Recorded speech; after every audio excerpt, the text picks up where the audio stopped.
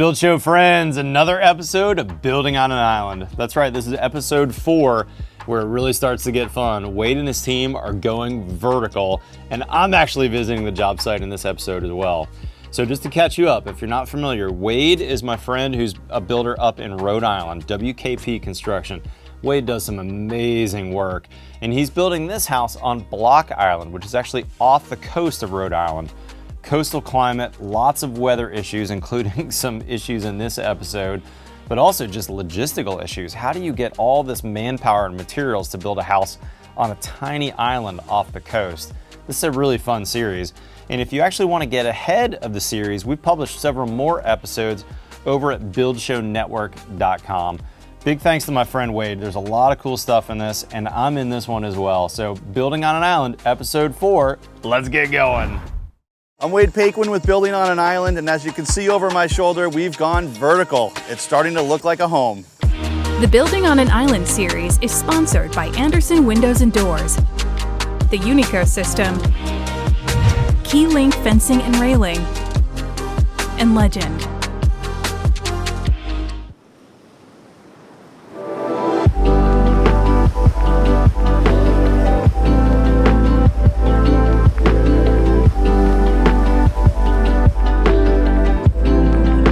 So we're back on island, another gorgeous day. It almost feels like every time we're out here, the weather is spectacular. However, just 3 days ago, we actually had a hurricane come right up the Atlantic and came right over Block Island. Hurricane Henri hit here pretty good. Not too much damage to the island or anything like that. As a business owner and working out here on Block Island for the first time, building a custom home, it was something that I had in the back of my mind that I was worried about, and I can't believe we actually had a hurricane come up here. It's the first time in like 30 years something approached New England like that. But the job site fared well. It came out unscathed. Dan, my PM, did a great job doing all the storm prep, so we had no issues. So we're going to head out to the job site. Framing crew, again, working on roof sheathing right now, some roof trim details. So we're going to go look at what they've been up to over the last month, and we're going to look at some of the products we're using out here in the project, right? Again, we're building on an island. We're about 12 miles offshore. It's a harsh environment. It's always wet, windy, a lot of rain, storms come up this way, and we want to make sure that we're doing things and using products that are going to provide longevity and durability to our buildings, specifically out here on Block Island, right?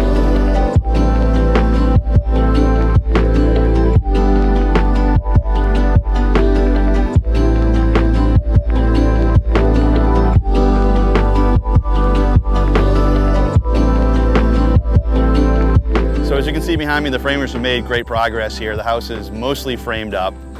We've been starting to install our Andersen windows. Doors are going to be following behind the window installation. We had a little bit of a hiccup getting our PVC trim material out to the job site, so the framers have jumped on building the exterior decks. And you might be wondering why this whole building is all the red zip system. You might be familiar with the green zip sidewall and the red roof. The reason everything is red out here is because we're in a high wind zone, and so our sidewall panels here are a 5/8 material versus that green board, which is a 7/16. So this is simply a structural shear requirement out here on the island. So we're going to take a little job site walkthrough. We're going to start in the basement where we have a special guest today. Hey, it's Matt Reisinger. What are you, nerding out on my spray foam? You know I like your spray foam details. What's Welcome up, to Block Wade? Island. How you doing? I'm doing good, man. Good, good. Dude, this is really an interesting job, I've got to say. Between all the logistics of building out here, but also building on a house that's literally right on the coast, holy cow. We got a couple challenges. Yeah, you do. But it's a fun project. Let's talk about this though, Wade. Yeah. You know, I think of you as the author, inventor of this detail, this spray foam in the basement. I don't do a lot of basements. Will you talk me through how you do this? Yeah.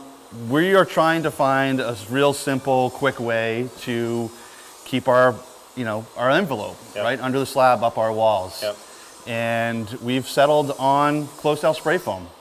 So I like to put in a nice crushed stone base, Okay. good 6 inches of 3/4 inch crushed stone.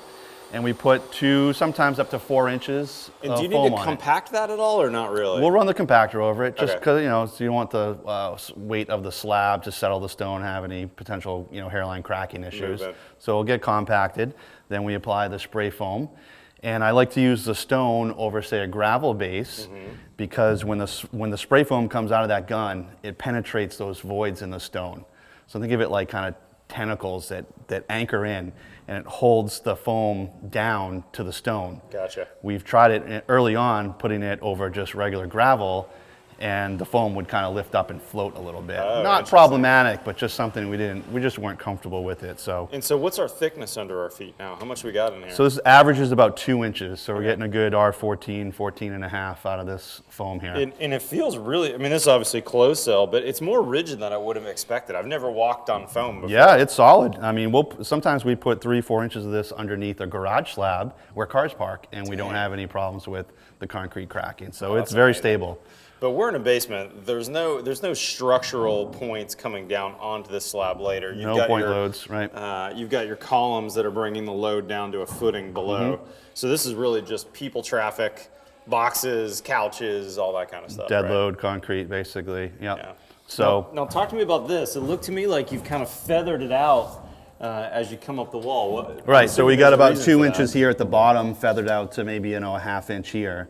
So that's because we've got our concrete slab coming in. We want to leave enough insulation when we overlap this later. It can feather out, so we get 2 kind of inches here and bring- overlaps each other, right? Exactly, right. And Almost a we'll carry that right up the wall and right up into our rim board. So, and then from the top of the subfloor up, we'll pick up our Rockwool insulation. Yeah, and that rim board, man, that is a perfect application for spray foam. It's so hard to insulate an air seal with anything else. Yeah, we did air seal our mud sill, but with the combination of that and the spray foam, you know, we got a nice belt and suspenders approach. That's really smart. So- when people think of basement insulation, they're usually just thinking walls. But by thermally breaking that slab in a cold climate like this, what a huge game changer and difference for this house. And with using the spray foam like this, first different types of foam boards and things like that, where you have to tape your seams, it's maybe a little labor intensive. This maybe is a little more material expensive, but it's monolithic. I don't have to worry about any open joints. You get your moisture and your vapor barrier. It's a good radon blocker, and you get that good R value as well. So I love it. and it's a nice, easy installation. So.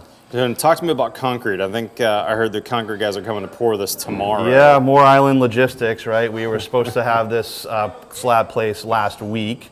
That got delayed. We had a dust issue, so we couldn't make the concrete here on the island. Dang. And then we had a worker shortage on the concrete crew, which was supposed to be placed yesterday. So hopefully tomorrow we're getting our slab done. Because the concrete guys who were going to do the labor here are actually from the mainland, right?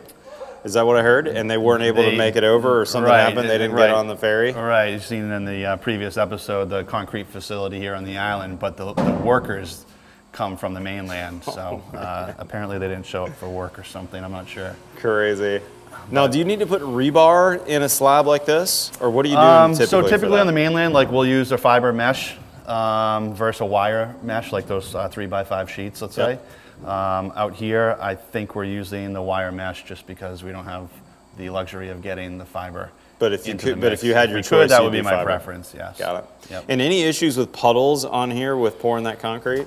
No issues. I mean, you know, concrete has water in it. It's wet. A little bit of water in here is not the end of the Yeah, world. we're talking about 2 extra gallons of water. No big Once deal. that concrete gets placed, it'll start pushing that water and it'll spread it out over the foam. So And that water standing also reminds us this closed cell foam won't absorb anything. It won't absorb anything. So we're not getting that moisture coming up from below if that were a Correct. problem. correct. Really smart. Yep. Now wait, another thing that I see that's very different than my where I build is all these pieces of pine that I'm seeing at 90-degree angles from your joist. Talk to me about that.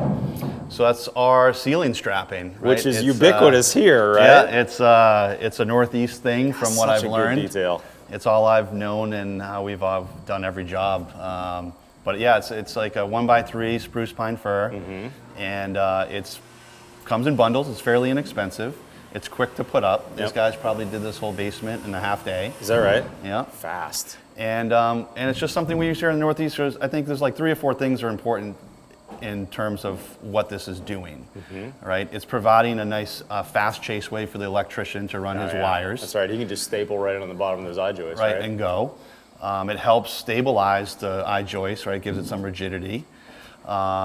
If you're doing renovation work, or if you're not using eye joists and you're using like traditional lumber, like a 2x10 or 12, that's supposed to be 11 1/4, but maybe it's 11 1/8, 11 3/8, and you run the strapping, or you put your, if you were to put your board, your sheetrock or blue board right to the joist, it might be wavy. So you could string line this. So we can string it down. Yeah, we can set up jigs, string lines, lasers, what have you. There's different ways to do it to set the strapping level so you can apply the board to a nice flat surface. But for me, Wade, the biggest benefit I see in this is right here. You know, you've got this what I would call a lolly column. I don't know if that's the term you guys use for these, but you've got this column. You've got a steel beam. You've got a bunch of fasteners up there. You've also got all these joist hangers. Right. And I bet if you go up on a ladder and put your eye level with that, all that's hidden now because of that strapping. That's right. And you don't have any of this weirdness with your ceiling insulation or your ceiling drywall. Right. So in an area like yours where you don't use the strapping, what would you do with that type of situation? I can tell you on my personal house, I made some mistakes. You know, I didn't necessarily always catch it in time to have the framer plane out the eye joist so that my hanger would sit flush, and then my drywall contractor missed a few of those, and I had some bumps and waves and things that I had to fix later. Right. It was my mistake. Right. And so I think I'm going to adopt the ceiling strapping in the future. You'll be the first in Texas. I might be. Hey, before we leave the basement, Wade, there's another thing that I saw over here that I've never seen before. What is going on with these pipe penetrations? And I'm seeing bolt heads right here that I've never seen before. What is this? What's going on here? So you've probably, well, you don't have a lot of basements in Texas, but up here we do have a lot of basements, and therefore it's susceptible anytime you penetrate the wall for a water leak. So sometimes it's just a conduit that comes through the wall, and it might get podged with hydraulic cement, and you might sleeve it with PVC and then run a conduit through. There's different ways to do it. But eventually those fail and leak. And I came across this product called Link Seal a few years ago, and we've been using it for all of our penetrations through concrete. I've heard of Link Seal, so that's what this is then, huh? It's basically a rubber gasket that as you go around and crank those bolts, it basically compresses around the conduit and expands and compresses around the bore through the concrete. So that's really cool. Super watertight. And I'm seeing that this looks like a drilled rather than a leave out in the foundation. Did you drill those holes later? Yes. Yep. And that probably gives you a better seal than that Link Seal too, doesn't it? It does, because Link Seal will tell you for, say, an inch or inch and a quarter conduit, here's the size hole you need to core drill. So I couldn't sleeve that, even knowing I still wanted my conduit here.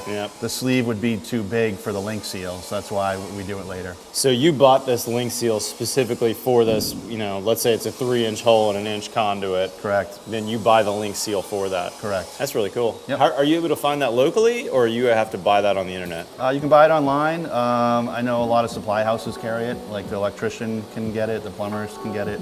It's pretty available. I've never seen it. Yeah. That's cool. Yep. How about we go look at some framing, Wade? Yeah, let's head upstairs. I actually have a subfloor upstairs. It's the same color of the spray foam. You might be familiar with it. Oh, the yellow subfloor. Let's go have a look.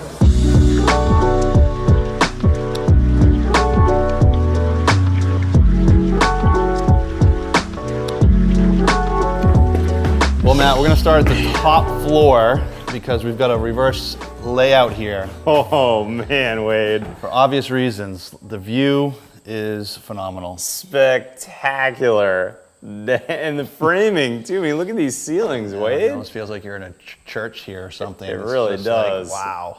Dang. So what am I looking at? What are these spaces? So yeah, wide open floor plan here. We've got kitchen, dining, living room, and then a really nice big balcony deck to walk out off the living space here. Is there a huge Andersen door there or something? That's a big Andersen sliding door unit there. Dang. And then another one here for that balcony deck off the kitchen. God, the views up here are unbelievable, Wade. Yeah, it's pretty amazing. Pretty spectacular. Yeah. Now, I'm seeing some stuff that's different on the framing side. Looks like most of your lumber is SPF. Is that right? Spruce pine fir? Yep. Which is the kind of whitish wood. But it looks like you've got LVLs in a few places. That's this kind of plywood-looking studs. What's the rhyme or reason for placement on those? That's our kitchen cabinetry. So we're either using LVLs or an LSL for our wall studs, where a wall is receiving cabinetry or tile. So for flatness and straightness, really. Flat and straight. We want to make the job of the tile installer, putting up his backing board and that whole tile system on a nice flat wall with true inside 90-degree corners. And that way the end product comes out really nice. Super smart. So where that cabinetry goes in, where tile is, that's why you use it in those spots. Makes sense. Yep. Talk to me about your yellow subfloor. So it looks like we were just standing in the basement on the foam, right? So this is, I think we're the third job. You might have been the first to have this. I have it in my house. Yeah. So this is Huber's new innovative subfloor product called the X Factor. This is our first project with it so far. Seems to be a pretty impressive panel. It's waterproof. So it's a similar technology, a similar concept as the sheathing, like the zip sheathing, different technology. Yeah. So this is gonna be a waterproof layer to the top, right? So the water's gonna, you've seen it, it beads off like a wax surface. Yep.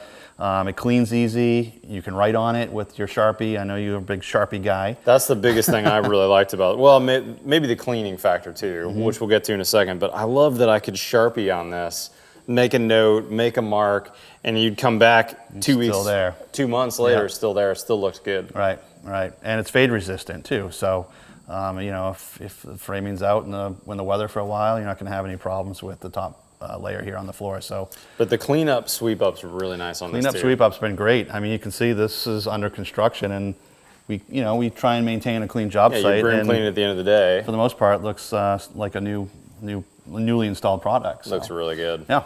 Now, Wade, one thing that I'm noticing here, a lot more hardware for hold downs and different sheathing than I would see on a build maybe that's not a coastal build. Talk to me about some of those requirements that are different here. Right, yeah. Earlier I was talking about how you might be familiar with the green zip system on your walls, right? And so do we.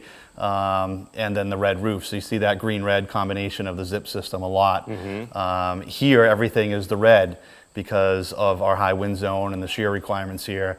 That red panel for the wall sheathing, which also can be used on the roof as well, is a 5/8 panel, so it's going to give us some more shear. It's a little thicker than the 7/16 maybe. Right, and then we've got a lot of hold downs, helping with uplift, right? Let's go look at some of those. Sure. The whole idea is to anchor this building down to its foundation.